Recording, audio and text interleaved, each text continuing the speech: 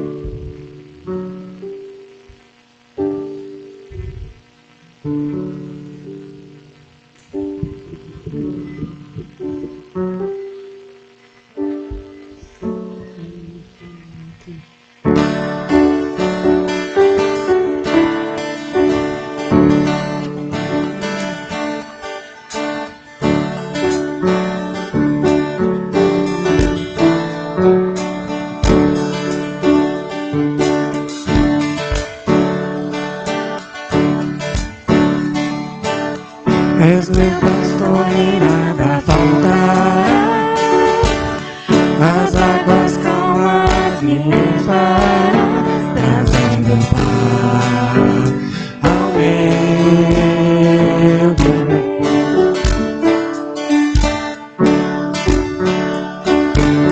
E pela mão vais me guiar, quando no vale eu passar, e eu não temerei,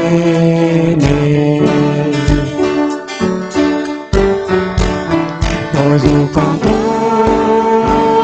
tu estás, no controle tu estás, no controle tu estás, no controle tu estás. És meu pastor e nada faltará, as águas calmas me levarás, trazendo paz ao meu viver.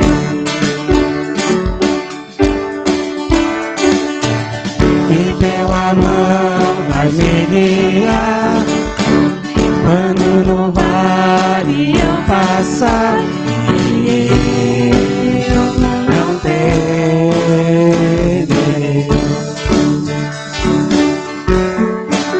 pois no controle tu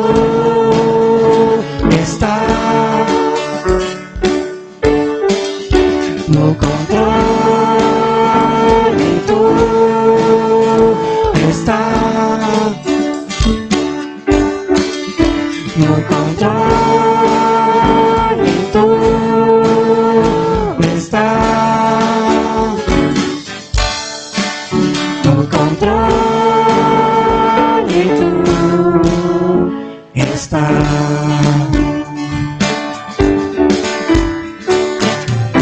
Fazes tudo cooperar para o bem, pois um plano soberano tem, e tu sabes quem eu sou, e criaste o que sou, e tu me amas como eu sou, e tu me amas como eu sou, pois no controle tu estás, no controle tu estás, no controle tu estás, no controle tu estás.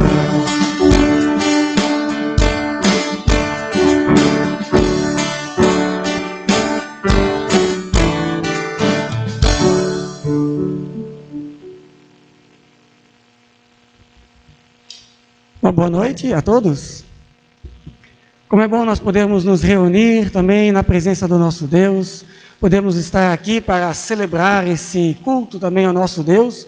Hoje nós estamos no último domingo de Epifania e nos preparando já para a Quaresma, que está aí batendo a nossa porta. E por isso, hoje nós queremos olhar para textos bíblicos que falam desta luz de Cristo que brilha sobre nós. Esse Deus que em Jesus Cristo também, Ele tem o domínio de todas as coisas em suas mãos. E como é bom saber que Ele está no controle de todas as coisas. Ele nos conduz, Ele como bom pastor, Ele nos leva aos lugares também de acordo com a sua vontade, de acordo com a sua graça e as suas promessas. E o texto bíblico para o lema dessa semana, esse último domingo, se encontra no Salmo 45, versículo 2, e diz: o salmista canta ao ungido, ao escolhido de Deus. Tu és o mais formoso dos humanos. Nos teus lábios extravasou a graça. Por isso, Deus te abençoou para sempre. Tu és o mais formoso dos humanos. Nos teus lábios extravasou a graça. Por isso, Deus te abençoou para sempre. Como é bom saber que lá no Antigo Testamento, lá nos Salmos, nós já temos uma palavra profética, nós já temos uma palavra que aponta para Jesus Cristo, aquele que foi escolhido por Deus, para trazer a graça, para trazer o amor deste Deus que caminha conosco em todas as situações. Jesus Cristo, Ele cumpre esta palavra do Salmo 45. Em Cristo, a graça se extravasa. E por isso Deus também abençoou este seu Filho Jesus, para nos trazer vida e vida em abundância. Que nós possamos nesta noite também celebrar o amor de Deus, a graça de Deus, que possamos permitir que a luz de Cristo também resplandeça em nossos corações. Sejam todos bem-vindos à casa de Deus, a vocês que também nos acompanham pela internet, que Deus esteja conosco, e assim nós nos reunimos na presença de Deus, que é Pai, Filho e Espírito Santo. E por isso queremos cantar um hino que fala de como nós somos gratos, como é bom nós podemos estar aqui celebrando, louvando ao nosso Deus, como é bom estarmos na presença de Deus. Eu quero convidar a cantarmos este hino também, em preparação aí para a nossa oração da noite.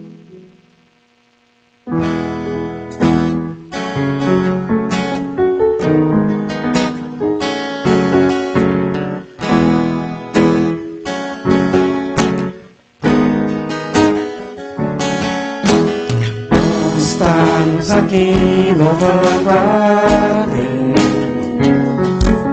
e podendo exaltar seu santo nome. Tempo para isso, tempo para louvarmos a Deus, num só amor, num só Espírito. Tempo para isso, tempo para louvarmos a Deus, num só amor, num só Espírito. Nós estamos aqui louvando a Deus e podendo exaltar seu santo nome. Tempo para isso, tempo para louvarmos a Deus, um só amor, um só Espírito. Tempo para isso, tempo para louvarmos a Deus, um só amor, um só Espírito. Deus venha nos abençoar e que essa união nunca falte para nós. Deus venha nos abençoar e que essa união nunca falte para nós. Deus venha nos abençoar e que essa união nunca falte para nós. Deus venha nos abençoar e que essa união nunca falte para nós. Convido, desculpa, a letra não está ali, é para ver quem sabia cantar de cor. Não. Convida-nos, temos um momento de oração, quem puder, a se colocar de pé. Queremos falar com o nosso Deus também neste momento. Senhor nosso Deus, nós te louvamos por estarmos na tua presença. Como é bom nos reunir na tua casa. Como é bom de casa poder celebrar culto a ti, também neste tempo que tu nos deste. Senhor Deus, ajuda-nos a valorizar esse tempo, a buscar a tua presença, a tua palavra. Por isso também, ó Senhor, nós pedimos perdão. Perdão por nossas vidas. Perdão, Senhor, porque muitas vezes não permitimos a tua luz brilhar sobre nós, mas vamos em busca de outras luzes que o mundo oferece. Queremos iluminar nossa vida muitas vezes com os nossos próprios pensamentos, com filosofias deste mundo, com ideias humanas. Ó Senhor, resplandeça sobre nós também, para que possamos viver a cada dia da tua luz, da tua palavra. Senhor, perdoa-nos pelos nossos pensamentos falhos, por nossas atitudes egoístas, porque muitas vezes nos afastamos do teu caminho. Mas ajuda-nos, ó Senhor, a encontrar o teu perdão, porque tu és o escolhido de Deus, aonde a graça se extravasa.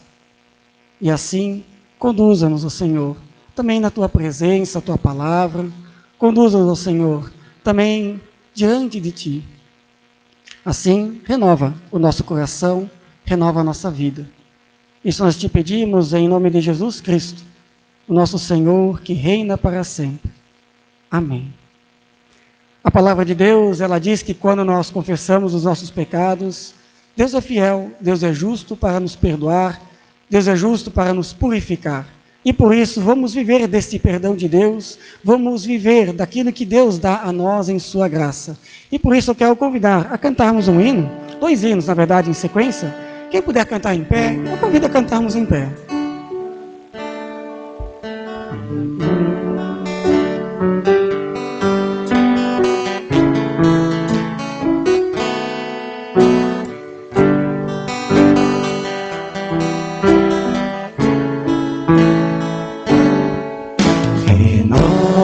Renova-me, Senhor Jesus.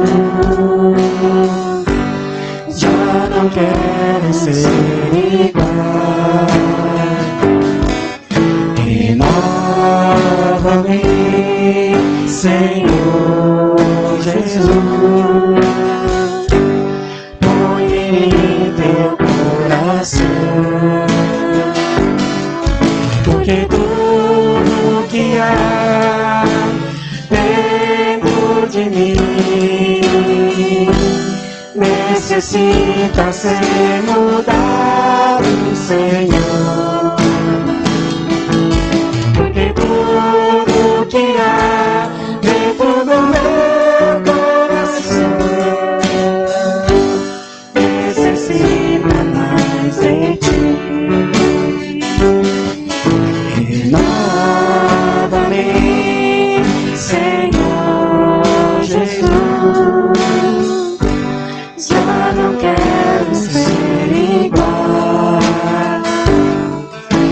Renova-me, Senhor Jesus. Põe em mim teu coração,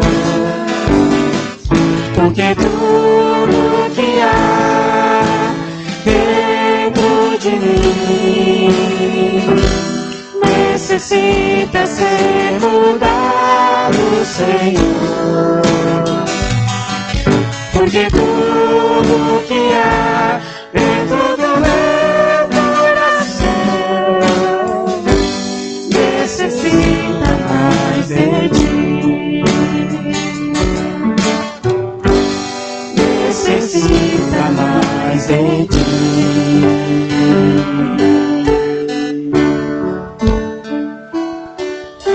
Senhor, formoso é tua face, eu quero ver, pois quando estás neste lugar, tua graça invade mim. Senhor, formoso é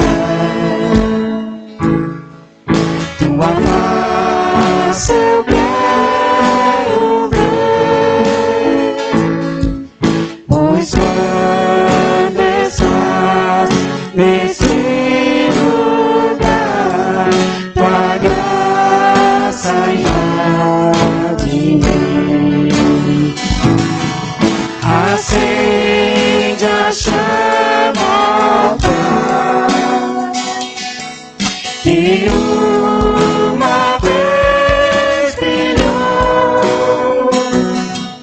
Vem brilhar, brilhar, resplandecer o meu primeiro amor. Vem limpar, brilhar, resplandecer o meu primeiro amor. Podemos sentar?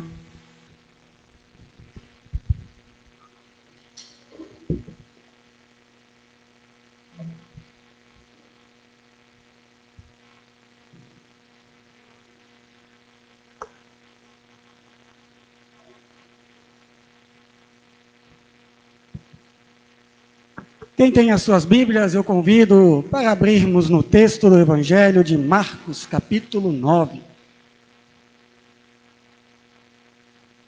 Otávio, passando uma flechinha para baixo, o texto vai estar aí para aqueles que talvez possam acompanhar. Obrigado. Marcos, capítulo 9, versículos 2 até o versículo 9, que é o texto indicado para hoje, conhecido como a transfiguração de Jesus. Marcos, capítulo 9, versículos 2 até o versículo 9.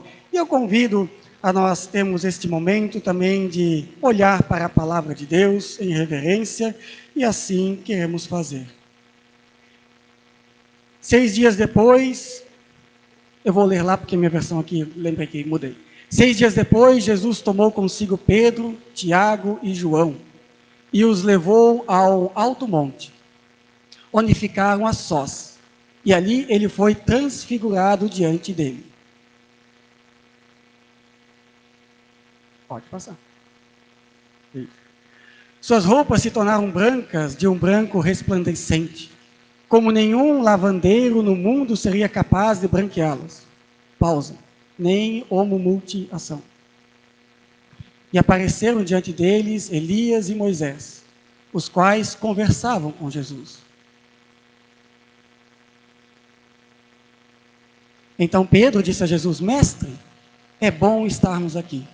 Façamos 3 tendas, uma para ti, uma para Moisés e uma para Elias. Ele não sabia o que dizer, pois estavam apavorados.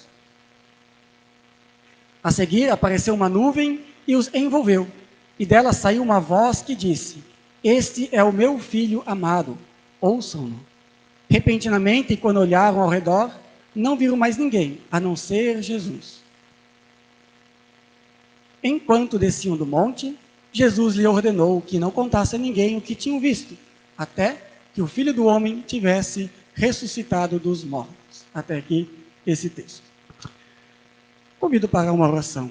Senhor Deus, que a Tua palavra agora também encha os nossos corações com a luz que vem de Ti, e nos ajude a compreender a Ti, Jesus, como o Filho de Deus, enviado para nos trazer a salvação. Isso nós pedimos. Amém. Querida comunidade, hoje nós estamos no domingo, último domingo do evento. Pode clicar mais um aí, Otávio. Isso, pode ficar aí agora. Obrigado. Último domingo de advento. E o tema é resplandeceu, porque foi isso que aconteceu com Jesus neste dia da transfiguração. Se você estava presente no primeiro domingo de advento, eu falei advento? Desculpa. Estamos no último domingo de Epifania, que vem depois do advento. E se você estava presente no primeiro domingo de Epifania, você vai lembrar qual é o texto bíblico do primeiro domingo de Epifania. Alguém lembra? Volta lá no YouTube, lá pesquisa, né? Pregação. Não lembram? O batismo de Jesus. Né? O tempo de Epifania é o tempo que nós lembramos como Deus se revela ao mundo de forma concreta, de forma visível, a partir de Jesus Cristo. A revelação plena de Deus à humanidade. E por isso nós temos o batismo de Jesus como o início da Epifania e a transfiguração como o fim da Epifania. Podemos dizer que esses dois momentos, eles são como uma moldura de um cenário que viria logo depois. Morte e ressurreição de Jesus. Os dois textos, eles se ligam para apontar para esta missão de Jesus que veio ao mundo, para apontar para Jesus como o Filho de Deus. Jesus, o Filho de Deus. Isso é uma expressão que nós estamos tão acostumados a falar, né? Ah, Jesus, o Filho de Deus. Mas isso, naquela época, falar que Jesus é o Filho de Deus, é dizer que Ele é o próprio Deus entre nós. Deus está entre nós. E por isso que Jesus também, de certa medida, foi crucificado, porque Ele estava se colocando no lugar do próprio Deus, afinal Ele era o Filho de Deus. No batismo de Jesus, ele se identifica com a nossa natureza pecadora. Porque o batismo de Jesus é o batismo do arrependimento de João Batista. Ainda não era o batismo cristão, porque isso seria depois, eis que virá alguém que batizar com o Espírito Santo. Jesus participa do batismo de João Batista, que naquela época era um batismo de arrependimento. E aí vem aquela pergunta, mas Jesus precisava se arrepender de alguma coisa? Ele pecou para ser batizado? Porque João Batista chamava os pecadores ao arrependimento. Por que Jesus foi batizado? Para carregar o nosso pecado. Jesus, ao ser batizado, ele está dizendo, eu me identifico com a natureza humana, e é o pecado do ser humano que eu estou pronto para carregar para a cruz. Ali Jesus, ele é visto por João Batista como o Cordeiro de Deus que tira o pecado do mundo. E para tirar o pecado do mundo, alguém precisa morrer por esse pecado. Alguém precisa morrer pelo pecado do mundo. No batismo de Jesus, o Filho de Deus se identifica com a nossa natureza humana, com nossa humanidade caída e pecadora, e decide caminhar por nós. Já na transfiguração, este Jesus, que se identifica com a nossa natureza humana, é glorificado diante dos discípulos, para também revelar a sua natureza divina. E por isso, nós luteranos, se você não sabe dessa expressão, mas nós luteranos, nossa confissão luterana diz que Jesus é verdadeiramente Deus e verdadeiramente homem, ao mesmo tempo. Ele se identifica conosco, mesmo sendo Deus.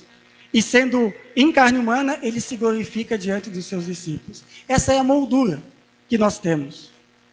Nos 2 episódios, nós temos também a palavra de Deus falada aos discípulos ou às pessoas que ali estavam ao redor de Jesus. No batismo, eis o meu filho amado, ao quem tenho prazer, ao quem me comprazo.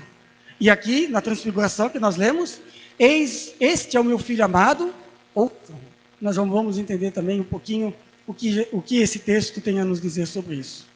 Quando nós lemos o relato de Lucas, capítulo 9, que também fala da transfiguração, nós vamos ver como o batismo de Jesus se liga à transfiguração. No batismo anunciado, eis o Cordeiro de Deus que tira o pecado do mundo. E em Lucas capítulo 9, se você tem a sua Bíblia, quiser abrir, não tem aqui, na sua Bíblia ou em casa, se você está acompanhando. Em Lucas capítulo 9, versículo 31, quando Elias e Moisés estão conversando ali com Jesus, nós vamos chegar lá, mas quando eles estão conversando com Jesus, em Lucas aparece qual era o conteúdo da conversa. No Evangelho de Marcos não aparece, mas em Lucas aparece. Lá em Lucas 9, 31, diz que eles estavam cercados por um brilho celestial. Eles falavam com Jesus a respeito da morte, que de acordo com a vontade de Deus, ele ia sofrer em Jerusalém. Ou seja, aquela transfiguração apontava também para o seu sacrifício, mas não só para a morte. Apontava também para a ressurreição. Aquele que seria glorificado após a morte de cruz e a ressurreição.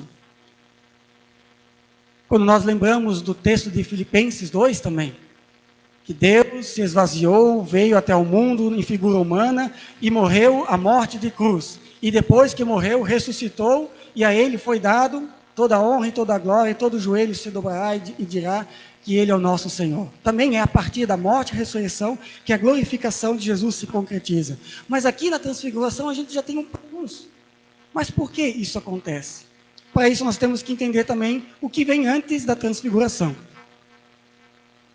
Quando nós lemos o texto de Marcos, de Lucas e de Mateus, que são os textos que falam sobre a transfiguração, nós vamos ver que Jesus estava com os seus discípulos, um pouco antes, havia multiplicado os pães, aí naquela história onde, quando o pessoal quer milagre, vai até Jesus, quando Jesus fala umas palavras duras, o pessoal abandona Jesus. E então, naquele contexto, Pedro é questionado sobre a sua fé. Ele pergunta, o que as pessoas dizem sobre mim? Alguns dizem que tu é Elias, né? Fazendo ligação. Alguns dizem que tu é Elias, alguns dizem que tu é um profeta, alguns dizem isso, aquilo. E tu, Pedro, o que tu dizes que eu sou? Aí Pedro responde, tu és o Cristo, tu és o Messias.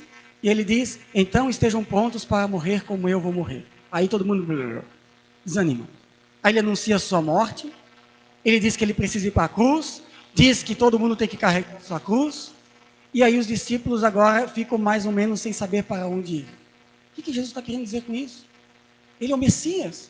Ele não vai instalar o seu reino. O Messias não vem para trazer o reino de Deus ao mundo, mas ele vai morrer. Começa a fazer uma confusão mental na cabeça dos discípulos. E isso só vai se resolver depois que Jesus morrer, ressuscitar, e as coisas vão começar a ser clareadas. E a transfiguração, ele está nesse processo de preparar os discípulos para este momento também. E então, depois de Pedro afirmar que ele era o Cristo de Deus, o Messias, Jesus fala da sua morte, fala da sua ressurreição, e aí então diz que 6 dias depois destas coisas, tem que imaginar que 6 dias depois, os discípulos ficaram 6 dias matutando naquelas palavras de Jesus, tentando entender o que ele quer dizer com morte e ressurreição. Nós já sabemos, mas naquela época eles não faziam ideia do que Jesus estava dizendo. Então, diz o texto, 6 dias depois, Jesus vai para um monte alto, levando consigo somente Pedro, Tiago e João. Neste caso, eles não estavam num barquinho, estavam a pé mesmo. Pedro, Tiago e João sobem com Jesus ao monte. E ali, eles viram a aparência de Jesus mudar. No texto de Lucas e Mateus, mostra principalmente Mateus, diz que Jesus sobe ao monte para orar com esses 3. E então, em meio à oração, em Marcos não aparece, mas Jesus está num momento de oração, na presença do Pai, ele transfigura, ele resplandece, ele é glorificado diante dos seus discípulos, os 3. Provavelmente Jesus convida esses 3, primeiro porque eles eram os mais íntimos de Jesus. Mas com certeza é porque eles tinham também a capacidade de influenciar os demais discípulos, ajudar os demais discípulos e também a futura igreja a compreender todos os ensinamentos e toda a missão de Deus. Pedro, Tiago e João se tornam líderes de comunidades. E por isso, provavelmente, Jesus também os convoca pela intimidade, mas pelo preparo que eles teriam para essas tarefas futuras, para mostrar para ele o que há de vir e quem é este Messias de fato e que reino é esse que Deus oferece a nós.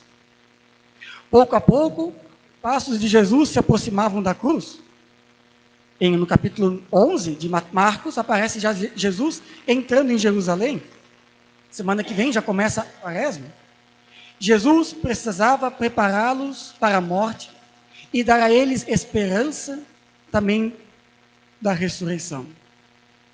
Assim como a lei e os profetas, era uma expressão judaica naquela época, que representava a escritura, o conteúdo principal da escritura sagrada do Antigo Testamento, né? O que dizem a lei e os profetas? O que diz Moisés e os profetas sobre isso?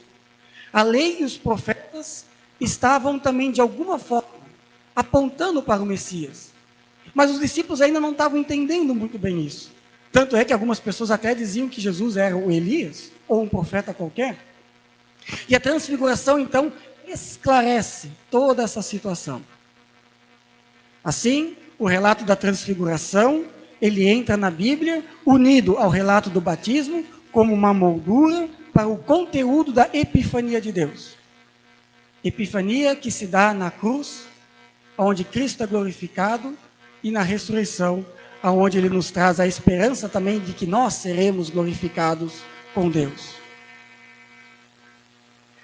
Os 3 relatos, Mateus, Marcos e Lucas, enfatizam que a transfiguração de Jesus aconteceu após esses anúncios de morte e preparando os discípulos para aquilo que viria.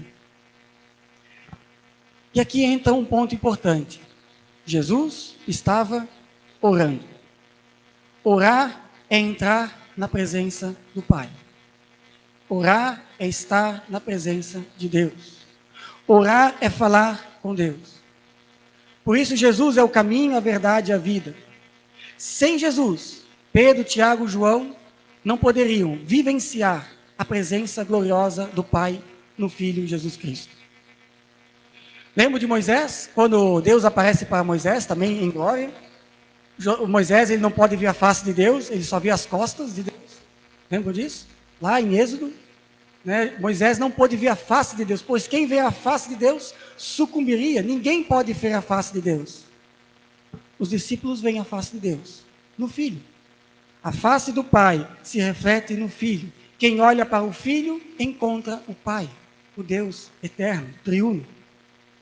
Por isso que por meio da oração, nós também podemos entrar na presença do Pai. Na presença gloriosa desse Deus que se importa conosco e manifesta a sua graça sobre nós. O relato da transfiguração pode ser fantasioso para alguns.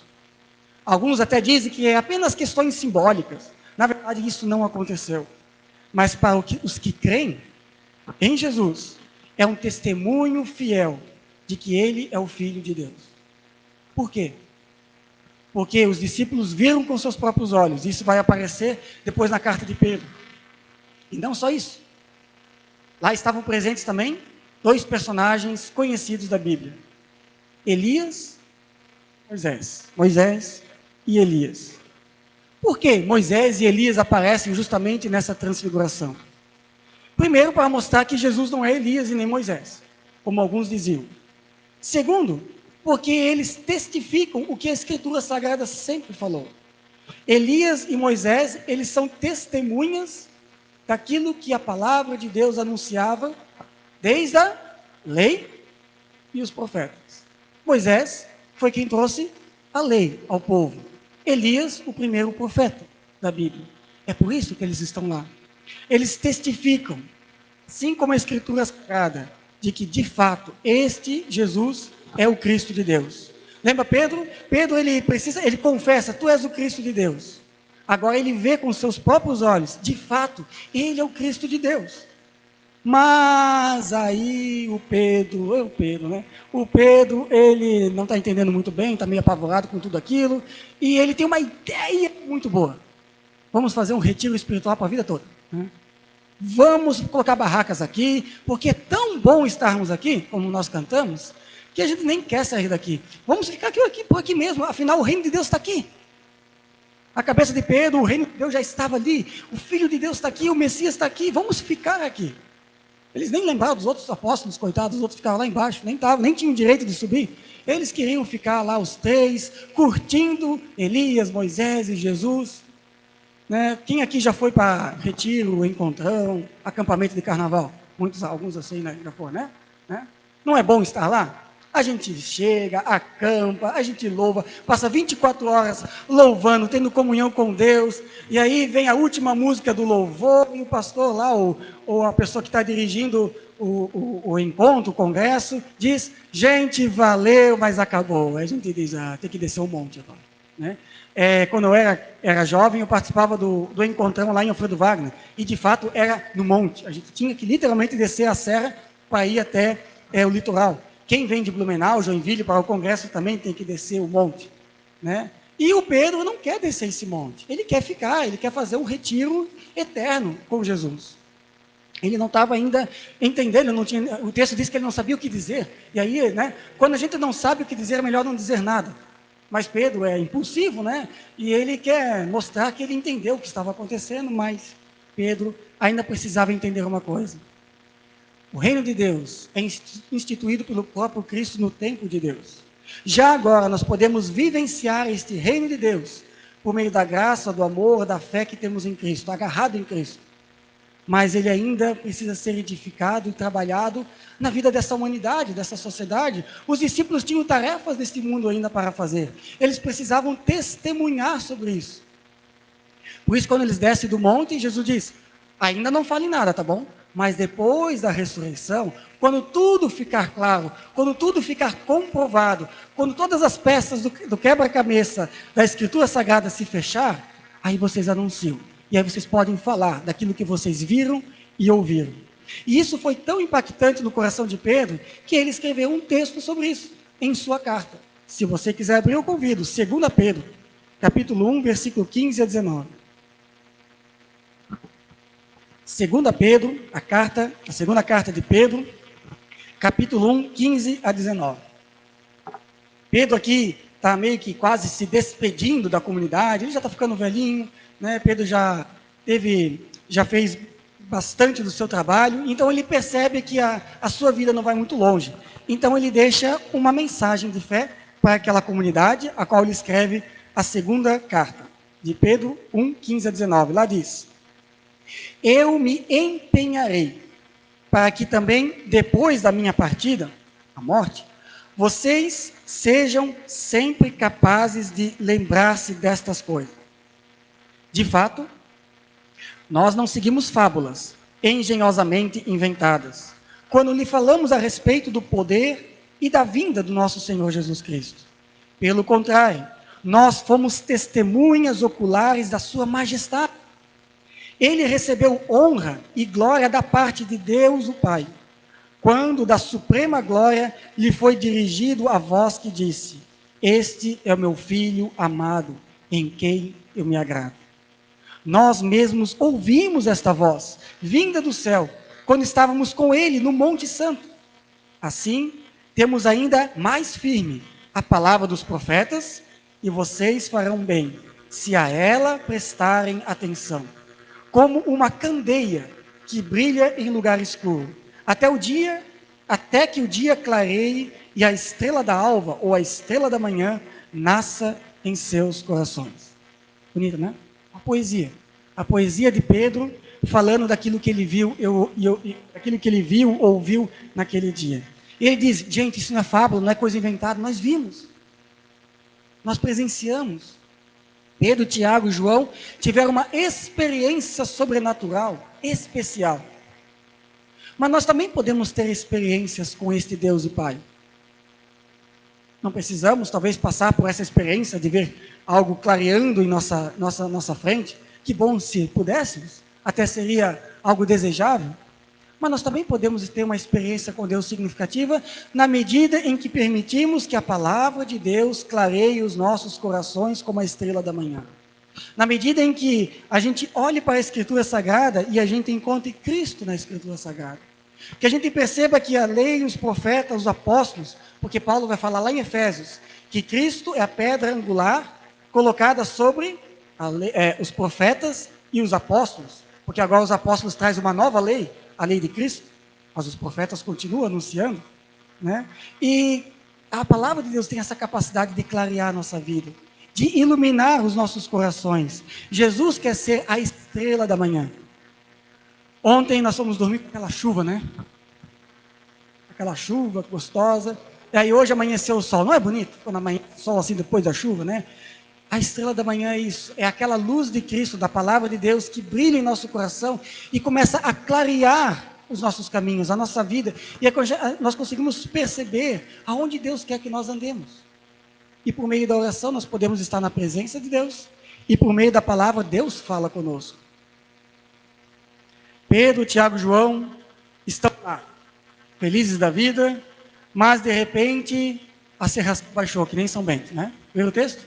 Eles estavam todos felizes, colocando as barracas para Elias, para Moisés, e aí de repente a serração baixou, veio aquela nuvem, tampou tudo, e vem a voz de Deus: este é o meu filho amado.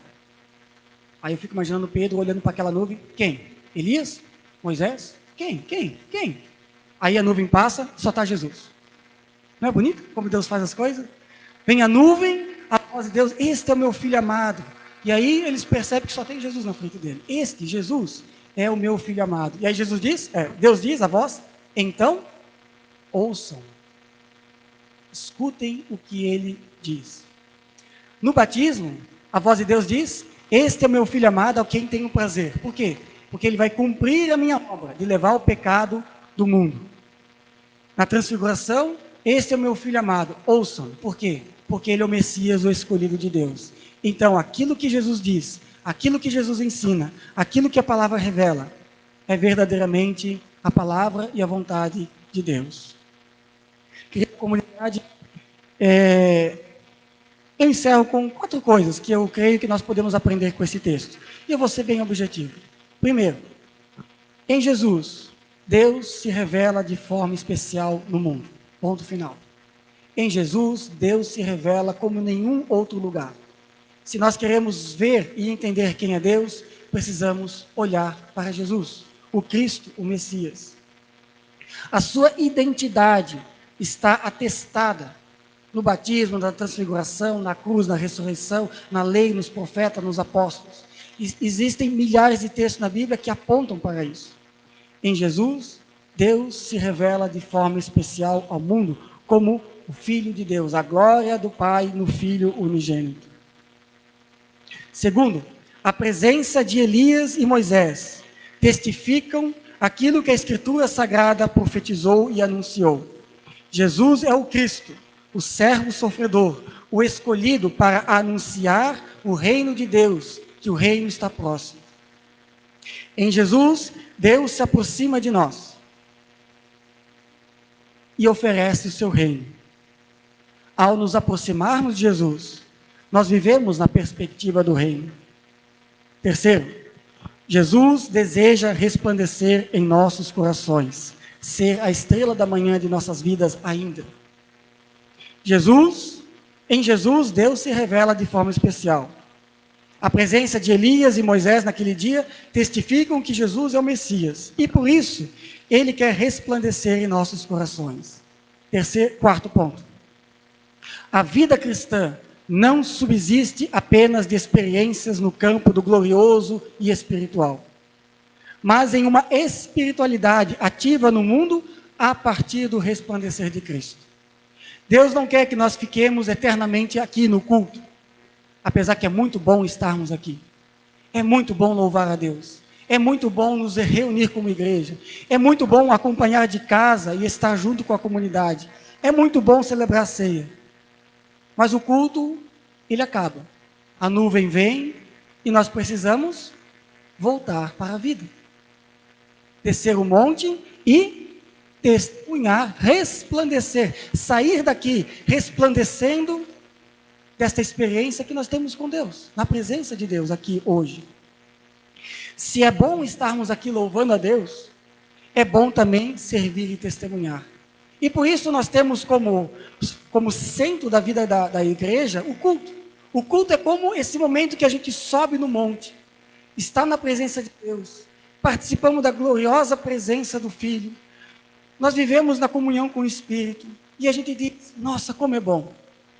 Ao descer do monte, nós temos segunda, terça, quarta, quinta, sexta e sábado para fazer o que os discípulos fizeram depois da ressurreição de Jesus. Nós não precisamos mais esperar, porque Jesus já ressuscitou, tá, gente? Então não precisamos esperar. Nós não precisamos nos silenciar na segunda, podemos já falar, praticar, agir, mostrar a luz de Cristo. Há tempo para subir no monte, para orar, há tempo para descer, para agir. Há tempo de ver a glória de Deus e há tempo de sermos encobertos pela neblina. Há tempo de cultuar a Deus e há tempo de carregar a cruz. Há tempo para recarregar nossas forças, nossa fé, mas há tempo de usar as nossas forças e a nossa fé neste mundo. Há tempo de estar na presença do Pai, mas também há tempo de estar na presença das pessoas à nossa volta. Há tempo de Jesus resplandecer sobre nós e tempo de deixarmos a luz de Cristo resplandecer através de nós. E por fim, Jesus é o Filho de Deus. A Ele devemos ouvir. Como nós ouvimos Jesus? Por meio do Evangelho que nos foi dado e agraciado.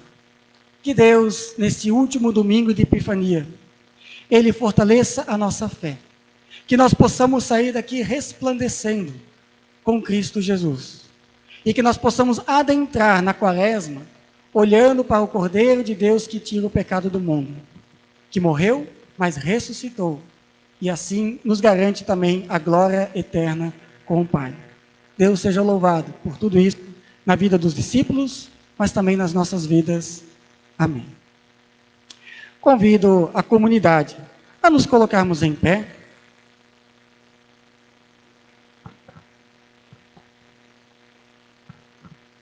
E como resposta a esta palavra de Deus, eu convido a confessarmos a nossa fé no Trino Deus. Creio em Deus Pai, Todo-Poderoso, Criador do céu e da terra, em Jesus Cristo, seu Filho unigênito, nosso Senhor, o qual foi concebido pelo Espírito Santo, nasceu da Virgem Maria, padeceu sob o poder de Pôncio Pilatos, foi crucificado, morto e sepultado, desceu ao mundo dos mortos, ressuscitou no terceiro dia, subiu ao céu, e está sentado à direita de Deus Pai Todo-Poderoso, de onde virá para julgar os vivos e os mortos. Creio no Espírito Santo, na Santa Igreja Cristã, a comunhão dos santos, na remissão dos pecados, na ressurreição do corpo e na vida eterna. Amém. Podemos sentar.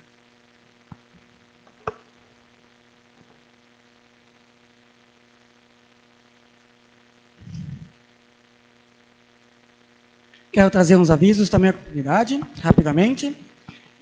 Lembramos que o próximo culto aqui acontece dia 21 de fevereiro, às 19 horas, né? E será presencial e online, não haverá ceia, mas acontece dia 21. Dia 17 e 19, dia 17, estava previsto o reinício dos estudos bíblicos online.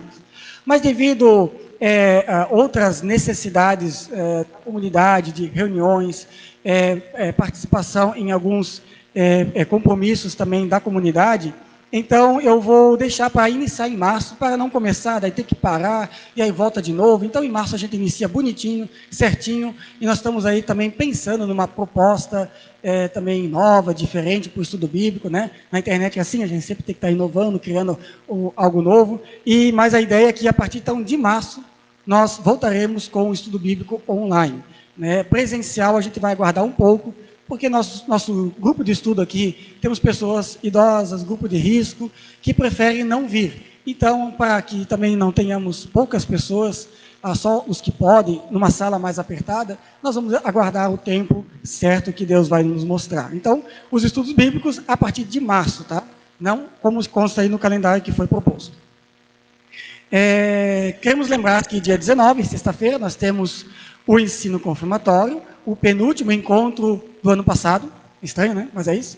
É o penúltimo encontro da turma do ano passado, né, que vai encerrar. E em abril vai começar, então, as novas turmas. Em março, nós teremos o tempo, então, de encontro dos pais, conversa e tudo mais. Vamos estar anunciando certinho o dia. Dia 20 de fevereiro, também agora, sábado, nós vamos ter o encontro pré-batismal. Então, para pais, padrinhos, né, que já caducou a sua certidão lá, o seu comprovante de participação nesse encontro, né, pré-batismal, ou para aqueles que desejam batizar os seus filhos ou afilhados, né, então, dia 20 de fevereiro, aqui na igreja, nós temos esse encontro. Faça a sua inscrição para que nós possamos também preparar o material, tá bom? Se vocês conhecem alguém que precisa fazer, comunique, avise, né? Ajude também essas pessoas a virem. A oferta do último culto foi de R$ 97,00, destinou-se para paróquias em dificuldades financeiras. A oferta de hoje é local, fica para os trabalhos da comunidade. Espero que a gente possa ofertar ao Senhor com alegria, ajudar a nossa comunidade. A oferta, no final, você deixa lá na urna, no final da igreja. Nós não estamos passando a nossa coleta nos bancos. Não esqueça de deixar a sua oferta também para a nossa comunidade. Temos alguém que nos visita essa noite? Acho que todos estão na casa, da faculdade, já são, né? Aqui também, legal. É isso. Tivemos aniversariantes esta semana que passou? Não? O Otávio fez aniversário. Quem mais lá atrás? Agora me ajuda o nome. O Reinaldo, não, ele, a criança. Os dois? Então tá bom. Reinaldo e o André. Então tá bom. Que legal. Mais alguém? Casamento? Algo nesse gênero? Não? É isso? Então, nós queremos também nos preparar para celebrar a Santa Ceia, mas também queremos coletar pedidos. Deixa eu pegar aqui.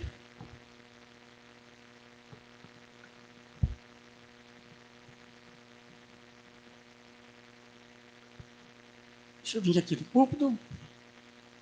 Pedidos de oração, nós não abrimos dessa vez o grupo do WhatsApp, né, tinha bastante atividades e a gente acabou esquecendo de abrir o grupo. Não sei se tem algum pedido importante que alguém gostaria de deixar aqui. Não sei se aí aparecer algum pedido. Se em casa você tiver, ainda quiser escrever, para que a gente possa lembrar. Obrigado, Arthur. Algum pedido? Reinaldo?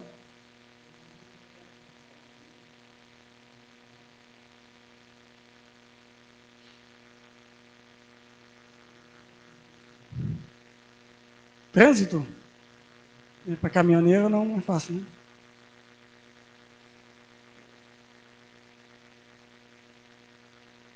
Mais alguém? Ah. Pode falar um pouquinho mais alto? Zé? Por causa de Covid ou outro tá? Pensa. Uhum. Mais alguém?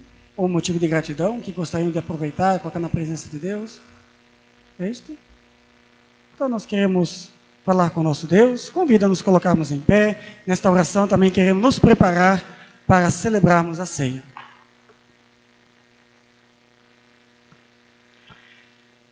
Senhor nosso Deus, a Ti nós chegamos agora neste momento, para colocar em Tuas mãos as nossas vidas, Te agradecendo por esta palavra que confirma aquilo que nós cremos, que confirma a Teu Filho Jesus Cristo como nosso Salvador, Messias.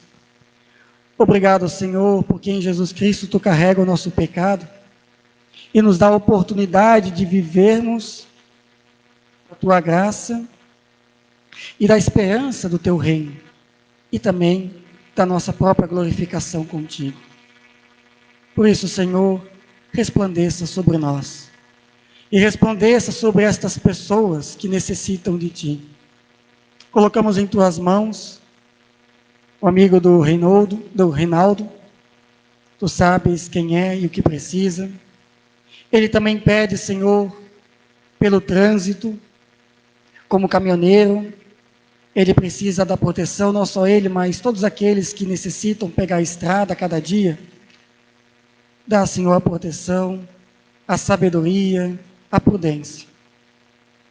Ó Senhor, lembramos também dos aniversariantes desta noite, o Otávio, o André, o Reinaldo.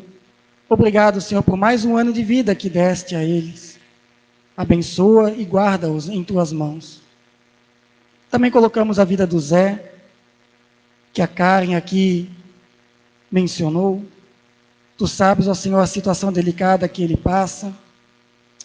Que, Senhor, Tu tenha misericórdia da vida dele, ampara os seus familiares. Também lembramos daqueles que sofrem o luto, lembramos de famílias que ainda lutam em seus lares, famílias às vezes com crises conjugais, dificuldade com os filhos, todo esse retorno da escola, tantas coisas que vão acontecendo, Senhor. Tu sabes o que cada um precisa e necessita. E por isso, ó Senhor, nós Te louvamos e Te adoramos nesta noite, porque podemos celebrar a comunhão contigo, por meio do pão e do suco da videira. Celebramos o Teu sofrimento por nós, no Teu corpo e no Teu sangue. Que a Tua presença, neste momento, se manifeste a nós, e que assim possamos encontrar o Teu perdão, e sairmos daqui resplandecendo com a Tua graça. Te louvamos e Te agradecemos, Senhor. E tudo mais nós colocamos em Tuas mãos, através da oração que Tu nos ensinaste. Pai nosso que estais no céu, santificado seja o Teu nome. Venha o Teu reino. Seja feita a Tua vontade, assim na terra como no céu. O pão nosso de cada dia nos dá hoje, e perdoe as nossas dívidas, assim como nós também perdoamos aos nossos devedores. E não nos deixes cair em tentação, mas livra-nos do mal, pois Teu é o reino, o poder e a glória para sempre. Amém. Nós podemos nos sentar, nós queremos cantar o hino, convido o grupo de louvor. Enquanto nós cantamos, a equipe que vai auxiliar na ceia também pode vir, já trazer os elementos, deixar aqui na frente. Cantamos, Seja Bendito o Cordeiro.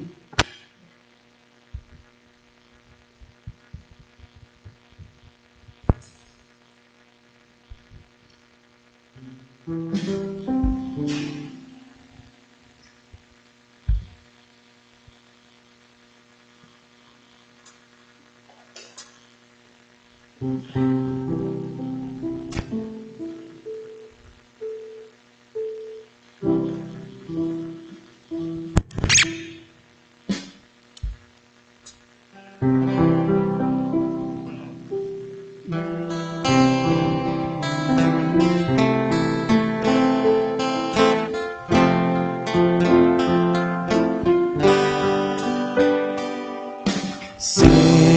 bendito o Cordeiro que na cruz por nós padeceu.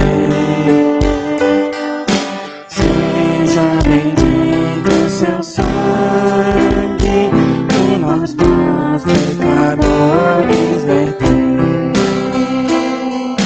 Fez esse sangue lavado roupas que dão salvação, os pecadores remidos e perante seus erros estão. Algo mais que leve, algo mais que leve, se nesse sangue lavado, mais alto que a neve serei. Tão espinhosa coroa que Jesus por nós suportou.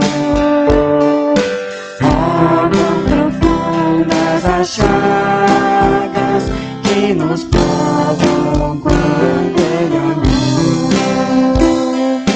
Eis estas chagas pureza para o mais torpe pecador,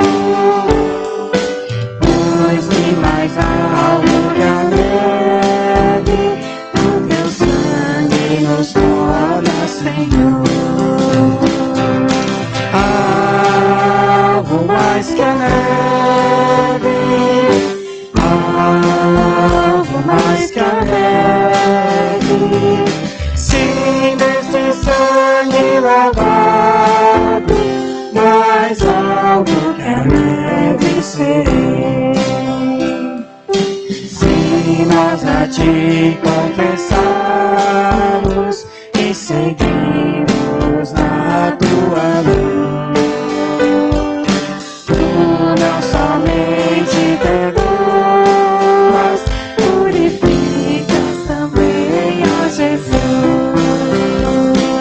Sim, de todo pecado, que maravilha desse amor, pois que mais alto que a neve, o teu sangue nos torna Senhor. Algo mais que a neve, algo mais que a neve, sim, deste sangue lavado, mais alto que a neve serei.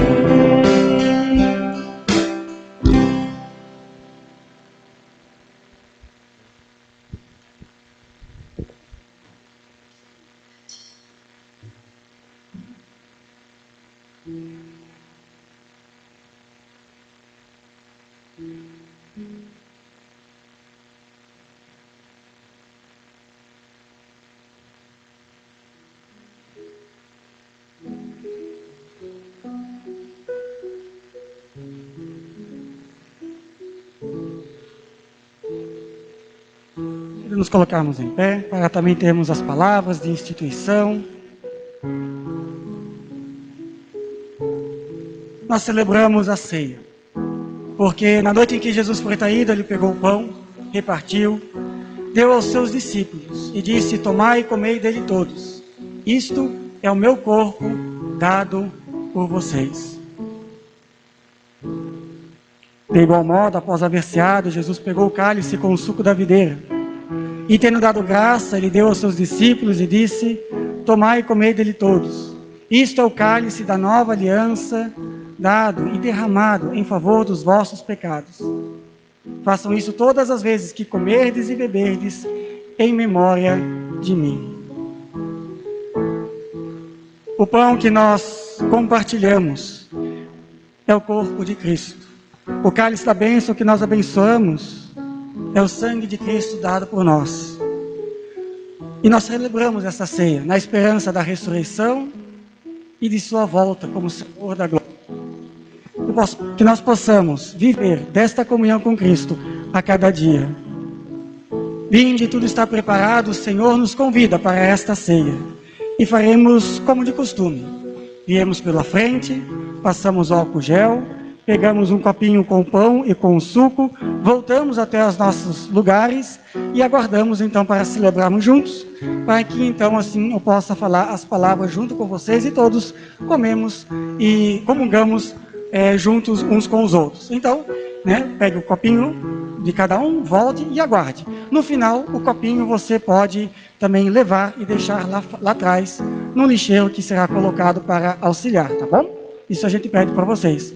Podemos nos sentar e assim aqueles que desejarem, quiserem vir à ceia, podem vir, tudo está preparado. Fiquem à vontade, celebremos o amor de Cristo por nós.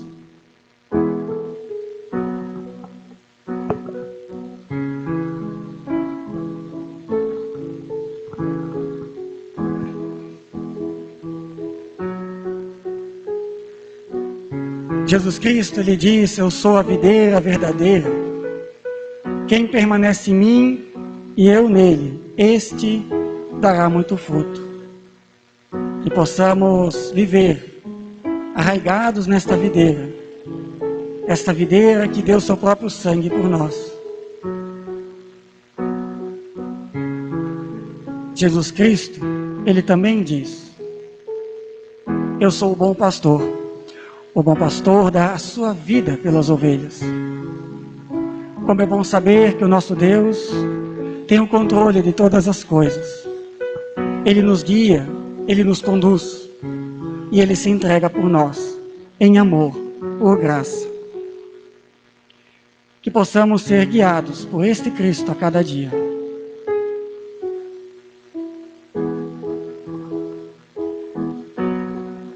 Jesus Cristo diz: vinde a mim todos os que estão cansados e sobrecarregados, eu vos aliviarei.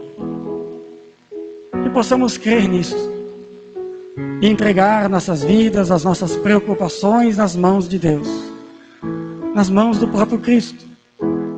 E Ele fará por nós aquilo que nós não conseguimos fazer. Ele nos dará força.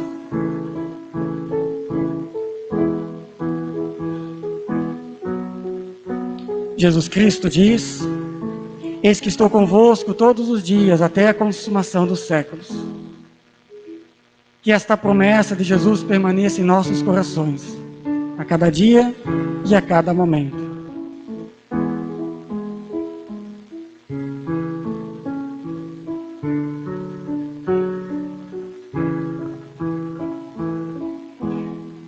Jesus Cristo diz: buscai, pois, em primeiro lugar o reino de Deus, e as demais coisas eu vos acrescentarei. Que possamos buscar a este Senhor da glória, sabendo que Ele nos dará tudo aquilo que precisamos para viver e cuidará de nós.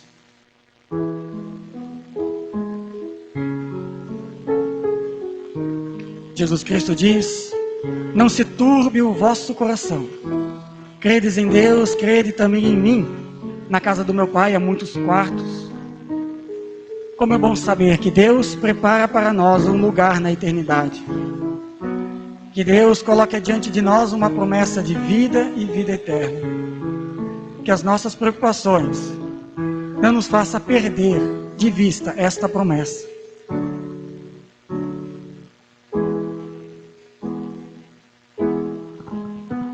Jesus Cristo diz: eu sou a porta. Quem entrar por mim encontrará pastagem. Entrar por meio de Cristo.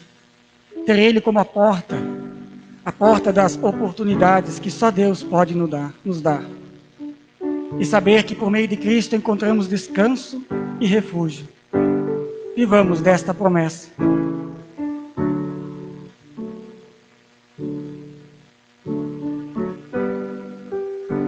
Jesus Cristo diz: eu sou o caminho, a verdade e a vida. Ninguém vem ao Pai a não ser por mim. E de fato, só conseguimos chegar na presença do Pai porque Cristo nos possibilitou isso. Ele resplandece sobre nós e por isso podemos viver como luz deste mundo.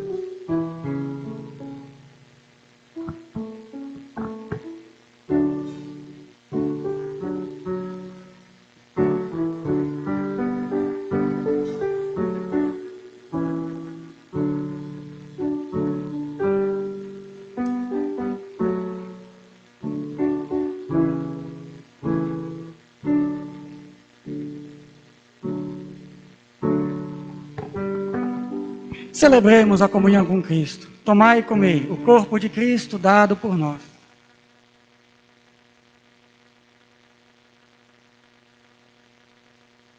Tomai e bebei o sangue de Cristo dado por nós.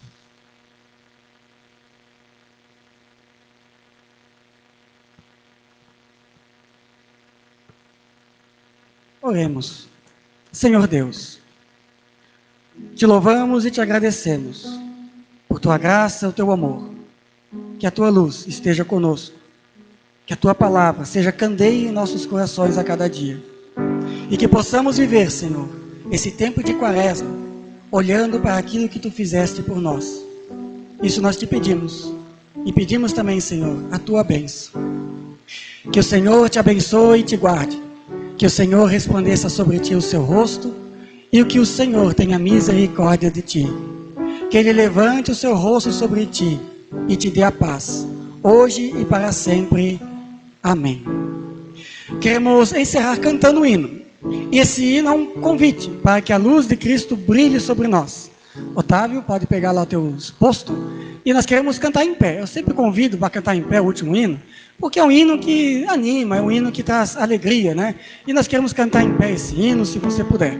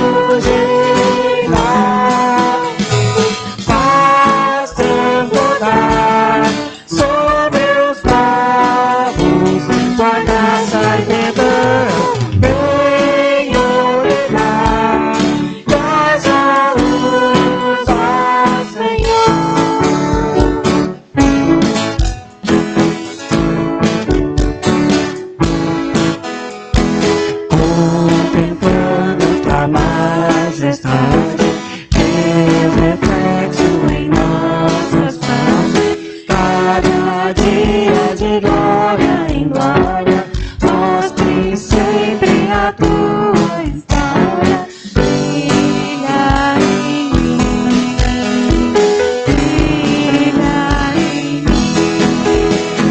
Brilha, Jesus, mostra ao mundo a luz de Deus, Pai, Espírito de Deus, vem refúgio em nós, faz transbordar sobre os povos tua graça e perdão, vem ordenar que haja luz, ó Senhor.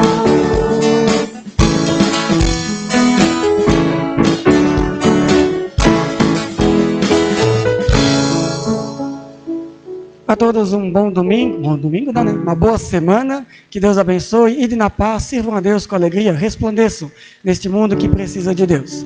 Amém. Fique à vontade. Não vou estar lá, né? Hoje temos muitas pessoas, então para evitar aí tantos contatos, mas fique à vontade para também nos despedirmos enquanto a gente toca. Vocês podem aí conversar à distância com olhares olhares amorosos, né? E assim a gente vai. Ó.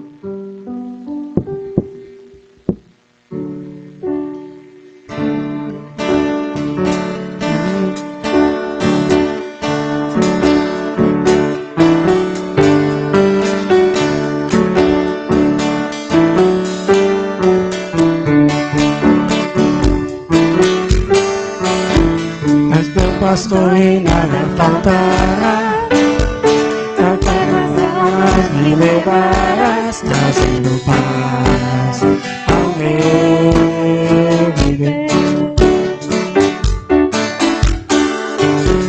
Em teus mãos vais-me guiar, quando no vale eu passar, e eu não temerei.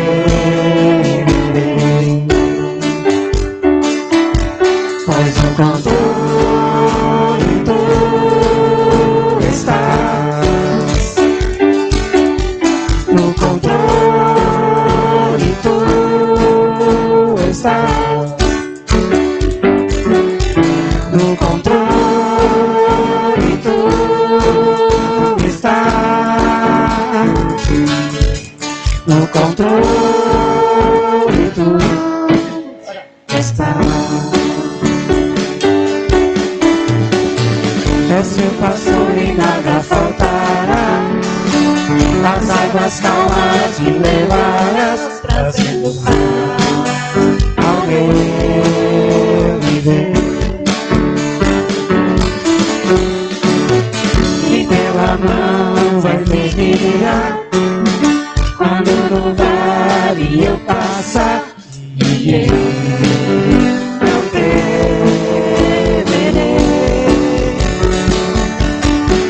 No controle tu estás,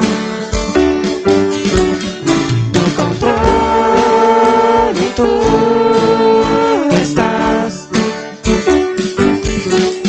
no controle tu estás, no controle tu estás.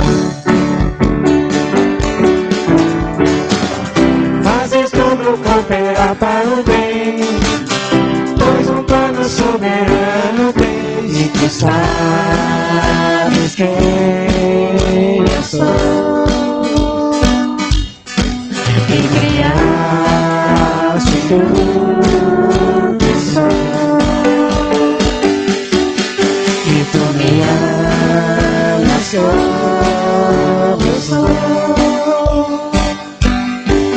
E tu me amas como eu sou, pois no controle tu estás, no controle tu estás, no controle tu estás, no controle está.